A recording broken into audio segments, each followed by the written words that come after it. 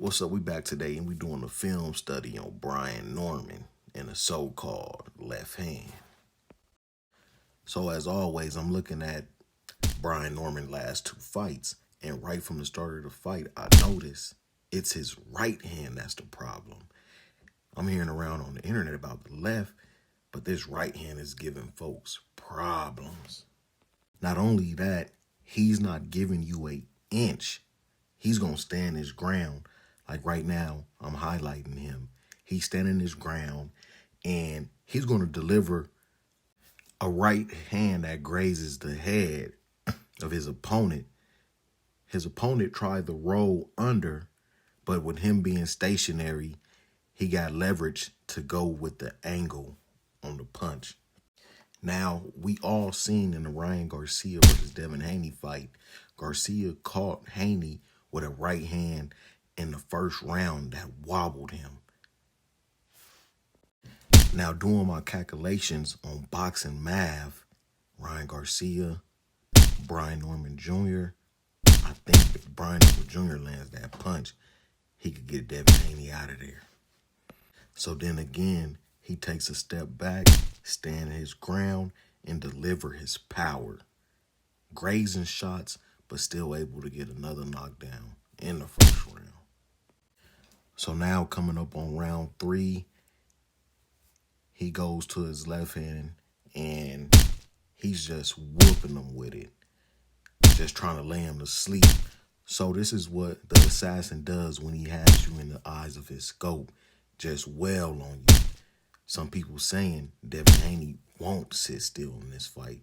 I disagree because in his last 2 fights, we seen in moments to where Devin Haney stays still or stays in reach of his opponent. Now, setting traps, throwing decoy punches, Brian Norman Jr. is amazing at this. He could get people to bite on his body jab, get them to commit to a punch, and land his counter.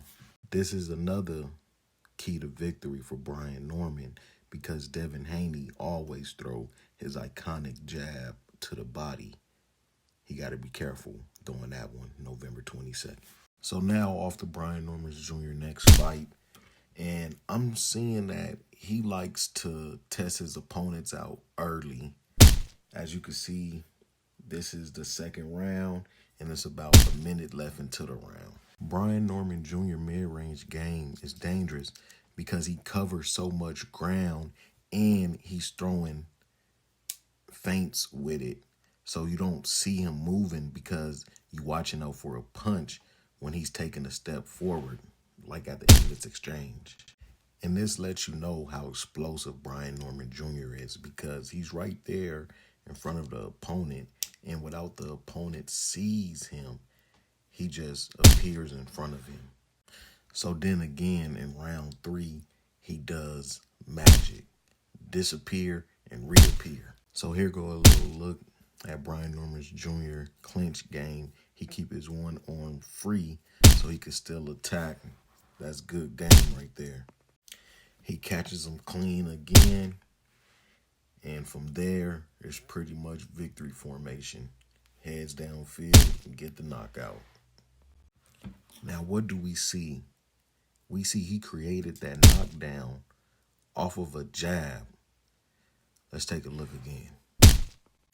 Now, going off his head movement, he doesn't get hit with the hook, but the jab gives that man regrets about being in that ring.